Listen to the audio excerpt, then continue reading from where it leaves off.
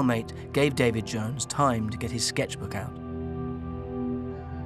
Throughout the war, his rapid drawings captured the day-to-day reality of soldiering.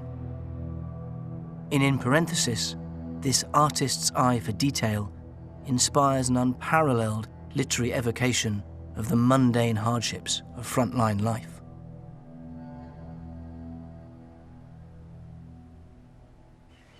Even in a meticulously recreated trench system, it's very hard to get a real sense of what life in the frontline trenches would have been like. But David Jones gets closer than anyone to making you feel like you've really lived it. The cold, the boredom, the sporadic terror, the terrible food, the humour, the uncertainty and sheer strangeness of it all.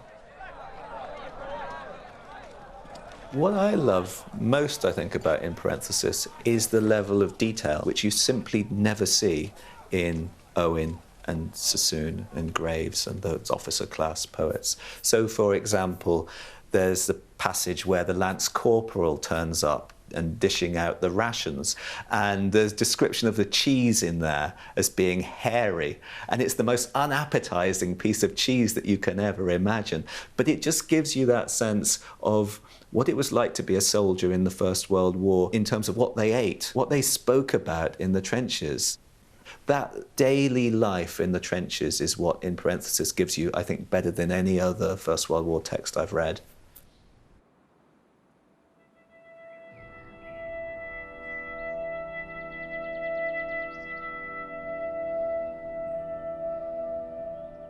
If In Parenthesis has a keystone passage, it comes here, in part 4, right in the middle of the book.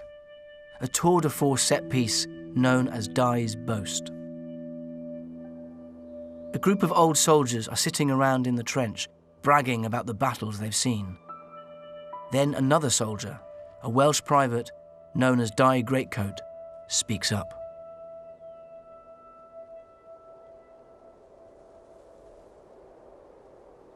This Die adjusts his slipping shoulder straps, wraps close his misfit, outsized greatcoat. He articulates his English with an alien care. My fathers were with the Black Prince of Wales, at the passion of the blind Bohemian king. They served in these fields. I was with Abel when his brother found him under the green tree. I built a shithouse for Artaxerxes. I was the spear in Balin's hand that made waste King Pelham's land. I was in Michael's trench when bright Lucifer bulged his primal salient out. That caused it. That upset the joy cart, and 3 parts waste. You ought to ask, why? What is this? What is the meaning of this? Die's Boast is the center of the poem, and it's, as centricity implies, it's very important. It is the entire poem in microcosm, if you can say that. It's not a warrior boast, like a boast before battle, I can kill more people than you can. It's a bardic boast. And in it, Die telescopes back through history and makes all these past moments present and broadens his identity from that of a named Welsh private to the universal soldier, the archetypal soldier, kind of everyman as a soldier. But he also poses an explicit question. You ought to ask why. What is this? What's the meaning of this? And he's talking about war. Or is he? This is a book about life. If war has no meaning, neither does life, because war is a part of life. So he asks the question, what's the meaning? Is there any meaning to this? Is it all absurd? Is it chaos? And he stops there. The answer to that question, or an answer to that question, is provided by the Queen of the Woods later at the end of the poem.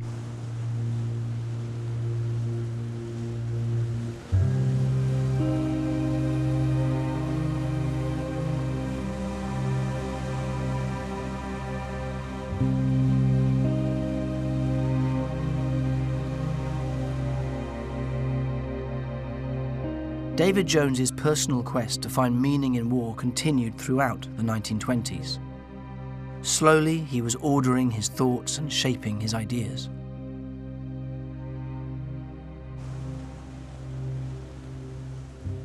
One thing was constant through these years, in his life and art. It brought him to the monastic island of Caldy in West Wales, and when the time came to write in parenthesis, it would be a key element. Christianity had always been a major part of David Jones's life. But in the early 1920s, he converted to Catholicism. That conversion was inspired in part by a wartime event. One freezing day in northern France, David Jones found himself scavenging for firewood among some shattered farm buildings. Peering through a crack in a seemingly empty barn, he saw something that he would never forget. In front of him, lit by candles, a Catholic priest was conducting mass for a handful of soldiers with draped ammunition cases for an altar. This vision of peace, just a stone's throw from the front line, was, David Jones said, a great marvel, like something from a Celtic tale. It became one of the most numinous experiences of his entire life.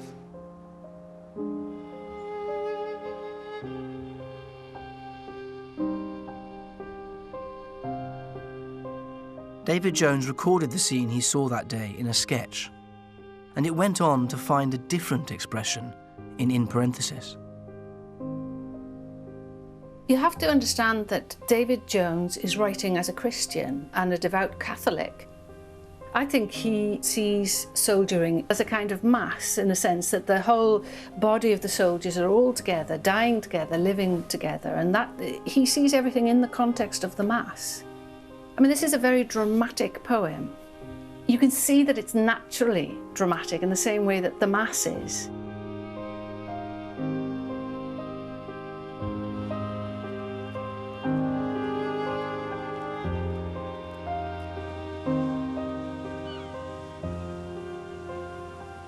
On Caldy Island, David Jones painted some of his most celebrated seascapes.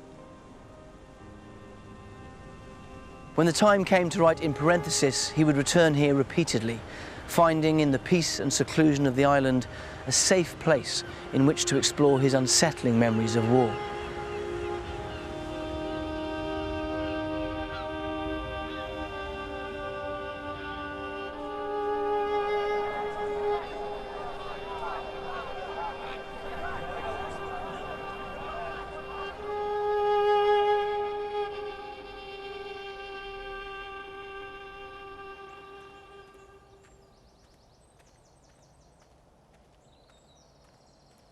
After 6 months in the trenches of northern France, David Jones and his battalion left the front line. They didn't know where they would be sent next or what they would find when they got there, only that the war was pulling them, in David Jones's phrase, towards the magnetic south.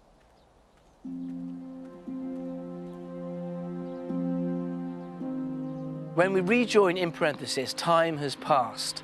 Insects are thick in the air, the soldiers mop their brows. David Jones doesn't name seasons any more than he names places, but it's clear that summer has come to the Western Front.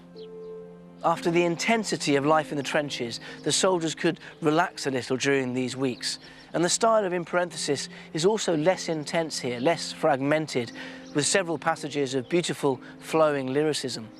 John Ball and his companions go swimming, chat in the village streets, stretch out in the sun.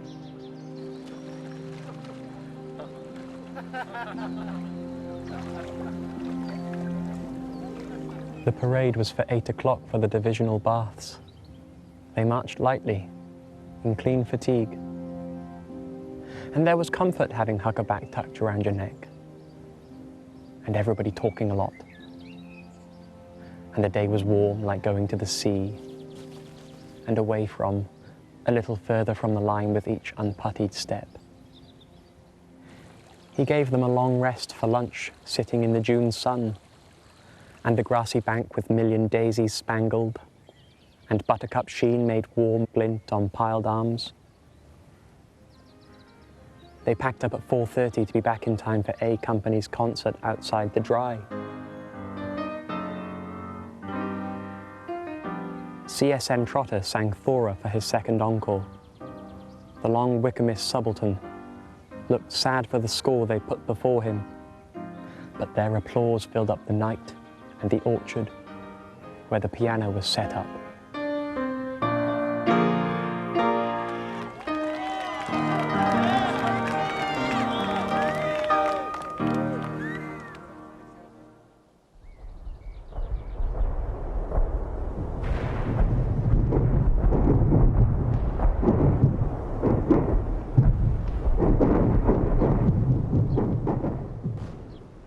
As we near the end of In Parenthesis, John Ball and his fellow soldiers march on into what they instinctively know will be their place of reckoning.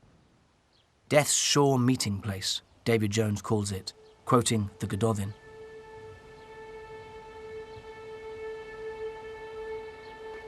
This is the small village of Mamet, a name now as grimly familiar in Wales as the disasters of Aberfan or Senghennydd. It's a beautiful enough scene today, but as David Jones approached it in 1916, the village had already been razed to the ground by war. As the soldiers of In Parenthesis also enter this area, an unease surfaces in the writing once more. Normality undermined by impending violence, a dread hanging in the air.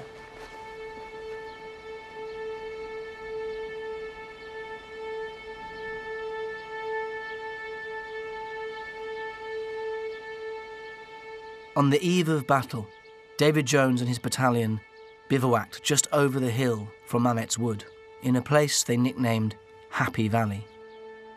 In Parenthesis, John Ball and his friends chat here, try to calm themselves with ordinary talk of home. But ordinary things have lost their innocence. Ambulances toil up hills, the setting sun gilds shrapnel bursts, the sound of hammering betokens the making of coffins.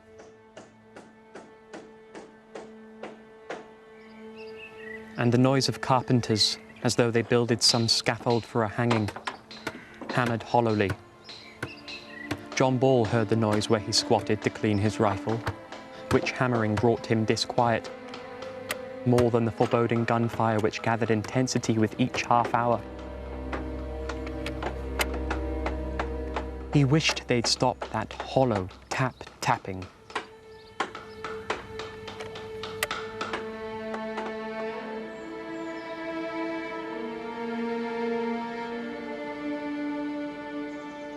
At 4 a.m. on the 10th of July 1916, Private 22579 Jones was called to his assembly position. He was about to take part in one of the bloodiest actions of the entire Somme offensive. 12 years would pass before he could begin to write about what he witnessed that day.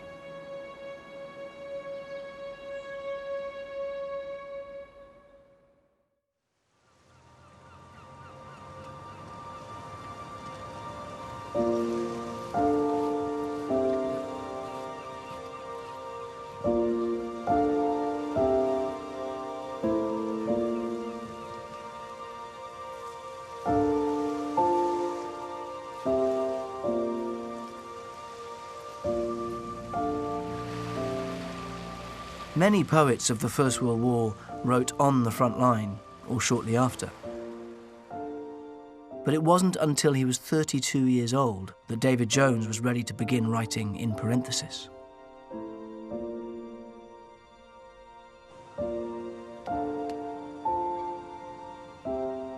That moment came while he was here on holiday with his parents at Port Slade, near Brighton.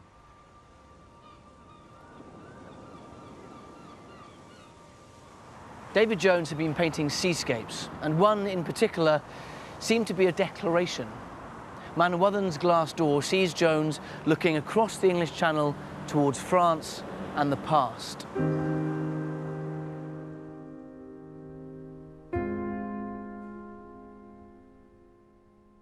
The Welsh legend that the painting's title refers to is quoted by David Jones at the very start of In Parenthesis.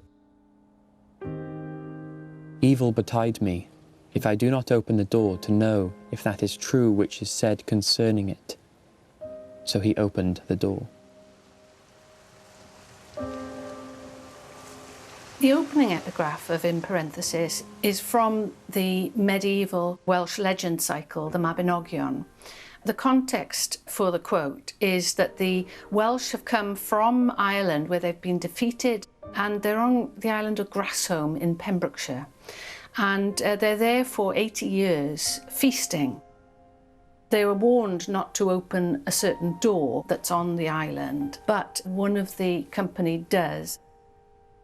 As the door is opened, they remember all their griefs. Then they have to move on from the island where they've basically been living in a fantasy land.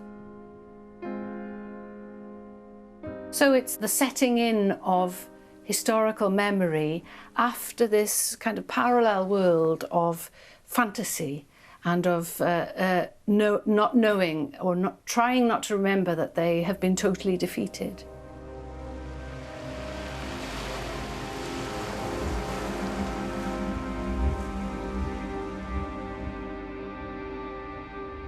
Once he had begun, it took David Jones 4 years to write In Parenthesis.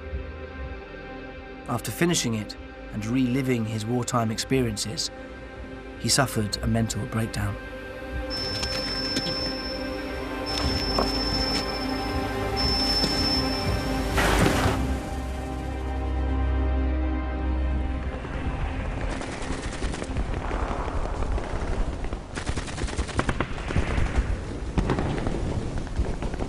The memory lets escape what is over and above, as spilled bitterness, unmeasured, poured out and again drenched down, demoniac pouring.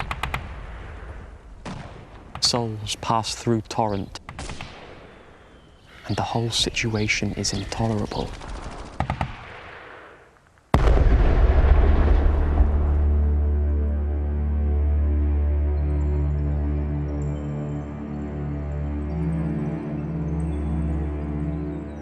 The final part of In Parenthesis is perhaps the most lyrical and powerful. If David Jones had written just this one section, I think it would still be considered one of the great books about the war. Yet in the context of what's gone before, it gains an extraordinary power as the threads and themes of the entire work are drawn together. This is when we learn the fate of the characters we met at the start, and the fate of John Ball, which is to say, the fate of David Jones himself.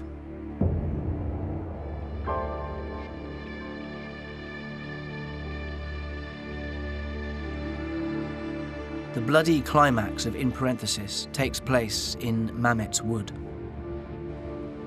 The overgrown 200-acre woodland was a daunting military objective, and to the soldiers, a menacing wall of gloom. In the original plans for the Battle of the Somme, it was decided not to try and take Mamet's Wood because it was deemed to be too difficult. Whichever way you attack the wood, you would have to go down a slope into a gully and then up a fairly steep slope and then go across open ground before finally reaching the wood. And what was actually in the wood was unknown at the time. One could predict what might be there, what defences had been put in place, how many machine gun posts there were, etc. But nobody had any idea because it was all hidden from view.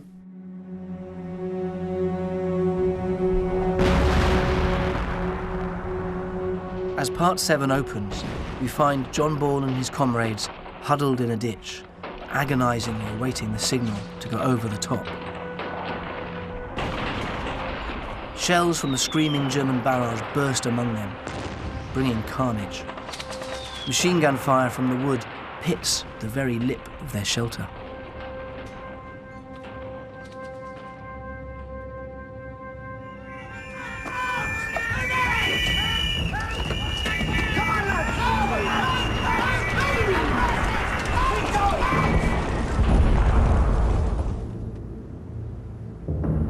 John Ball makes it out of the trench and advances. Exposed on open ground, the flat roof of the world, more of his companions are killed by machine gun fire.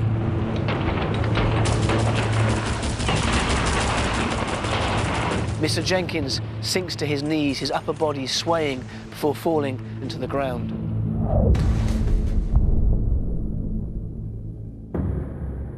Other characters we have come to know also die before even reaching the wood. Aneurin Lewis, Fatty Weevil, Colonel Dell. The obscene carnival of death that David Jones conjures here is surely one of the most striking pieces of writing of the whole war.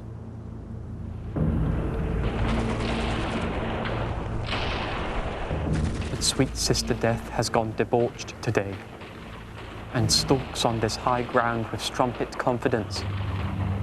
Makes no coy veiling of her appetite, but leers from you to me with all her parts discovered.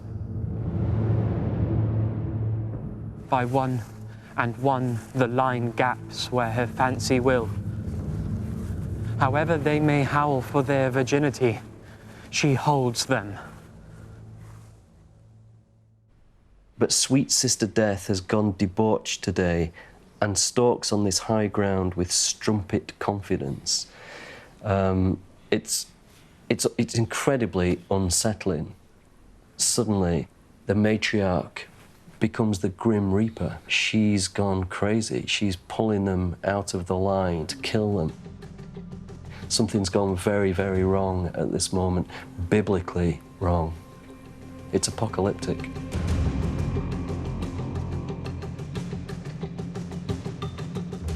Somehow, John Ball makes it into the woods, where he endures the full horror of close-quarters combat.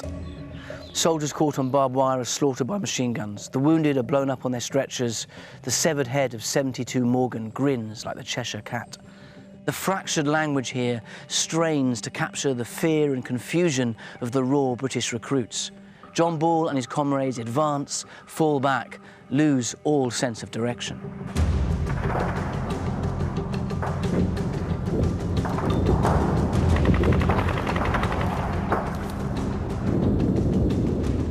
Soon, we realise that hours have passed. John Ball has been fighting for an entire summer's day. In a seeming lull in the battle, he pushes on into the core and very navel of the wood, as though he had come on ancient stillnesses in his most interior place.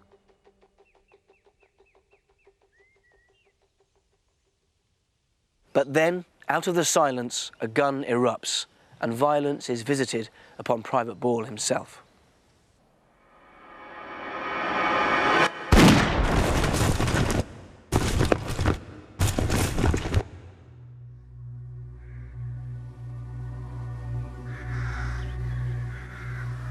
And to Private Ball, it came as if a rigid beam of great weight flailed about his calves, caught from behind by ballista bulk let fly, or aft beam slewed to clout gunwale Walker.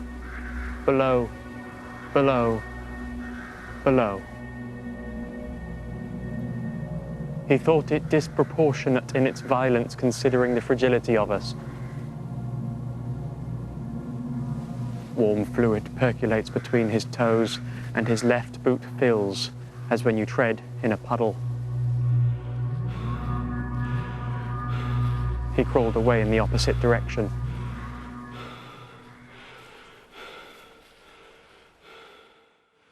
For John Ball, the battle is over, as it was for David Jones. Shot in the leg, he was stretchered off to a first aid post. In Parenthesis, too, is nearly at an end, but not before one of the most haunting and beautiful passages of war poetry ever written. Once again, the real world of the battlefield gives way to the ancient.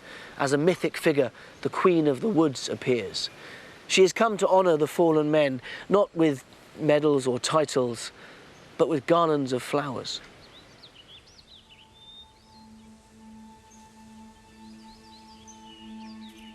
The Queen of the Woods has cut bright boughs of various flowering. These knew her influential eyes. Her rewarding hands can pluck for each their fragile prize. She speaks to them according to precedence. She knows what's due to this elect society. She can choose 12 gentle men. She knows who is most lord between the high trees and on the open down. Some she gives white berries, some she gives brown. Emil has a curious crown. It's made of golden saxifrage. Fatty wears sweet briar. He will reign with her for 1,000 years. For Balder, she reaches high to fetch his. Ulrich smiles for his myrtle wand. That swine Lilywhite has daisies to his chain. You'd hardly credit it.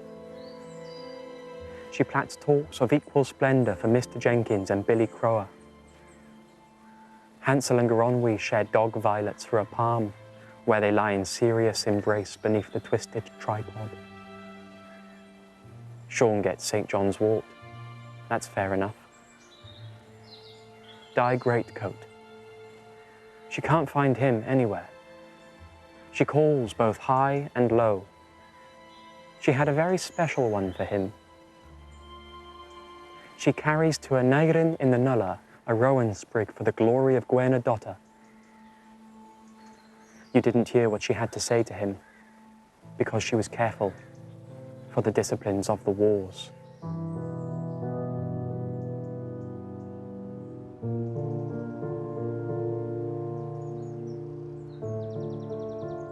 The Queen of the Woods bestowing garlands and honours on the ordinary men.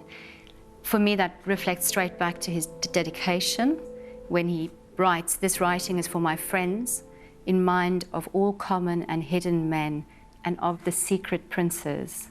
And I think that's such an important thing here. It's the ordinary men, it's the privates, it's those who had the hardest time of it, the greatest loss of life, to whom he wants to, through this writing itself, bestow great honour and love and affection.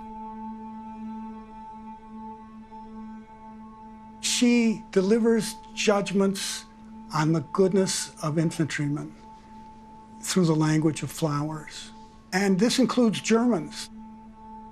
Dye greatcoat asks the question, what's the meaning of war? What's the meaning of life? The Queen of the Woods implicitly answers it by saying goodness, human goodness.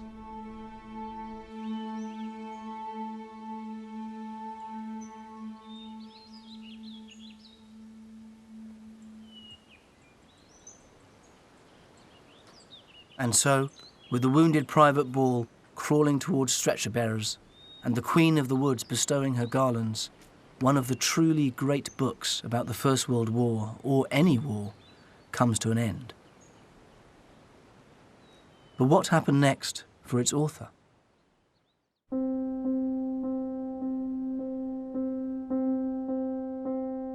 The wounded David Jones was shipped to a convalescent home in England, but he soon returned to the front line.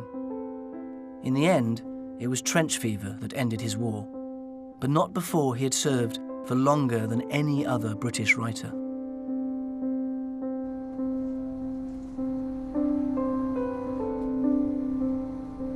David Jones's reputation as an artist grew throughout the 1920s and 1930s.